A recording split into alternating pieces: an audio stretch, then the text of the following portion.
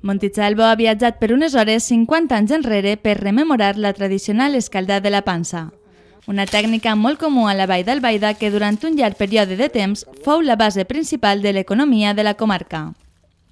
L'escaldat de la pansa és un sistema per tal d'avançar el procés de secament del raïm que es va dur a terme fins a finals dels anys 60 i que durant una jornada Montitxelvo ha recreat per a retre homenatge als més majors que ho visqueren i així també descobrir al poble els seus orígens.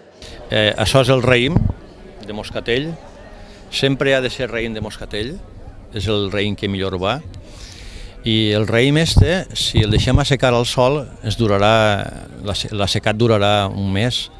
Volem fer l'assecat una setmana perquè hi ha molt de raïm per secar. Entonces ho passarem per una caldera i la caldera eixa tindrà sosa càustica i una herba que es diu sorrosca que dona color també. Passarem només uns segons per dins perquè el raïm quede com un poc clavillat, no? Quede un poc clavillat perquè perga la humitat. Hem de fer-ho, la gent gran ho sap fer molt bé, hem de clavillar només un poquet. Si clavillem massa, el raïm es queda sense pell i després a la primera pluja es floriria.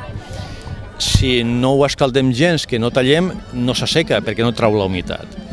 Bàsicament seria, l'escaldar és passar això per aigua bullent, sosa càustica, per a que això puga després secar-se.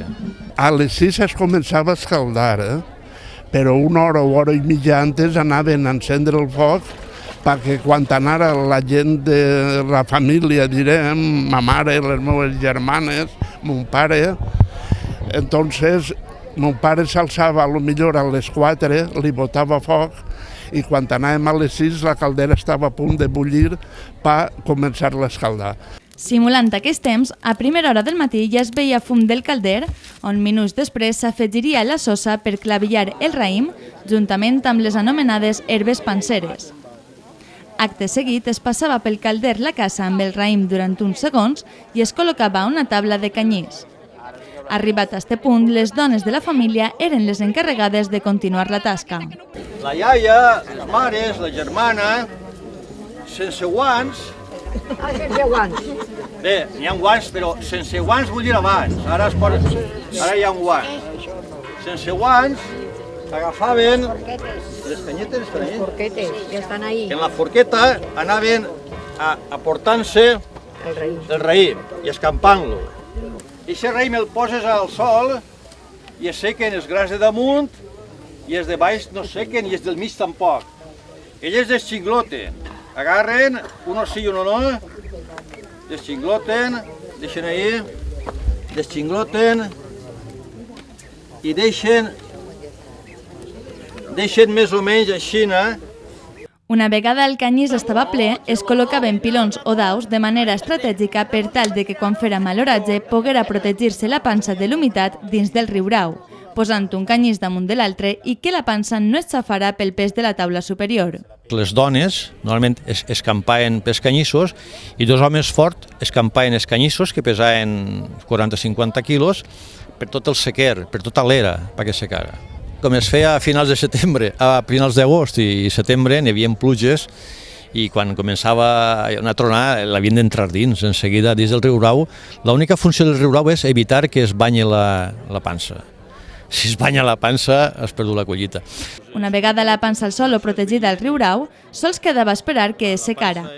Entre 6 o 10 dies eren suficients per obtenir el resultat ideal, encara que prèviament cada 2 o 3 dies s'havia de girar el raïm per tal de que es deshidratara uniformement tot el gra. Durant aproximadament un segle, l'escaldat del raïm ha sigut feina protagonista a pobles de la Vall d'Albaida com Montitxelvo o Terrateig, que sortien principalment a Anglaterra les panses per a l'elaboració dels famosos dolços de te. A aquesta cita memorativa assistiren centenars de veïns i curiosos de la zona que acompanyaren escaldadors i escampadores de pansa que compartiren les seues vivències amb nostàlgia i il·lusió. La recuperació de la tradicional escaldar de la pansa es deu a l'atorgament del Premi d'Investigació de la Vall d'Albaida a Carlos Fuster per l'estudi Temps de pansa, riuraus i sequers a la Vall d'Albaida.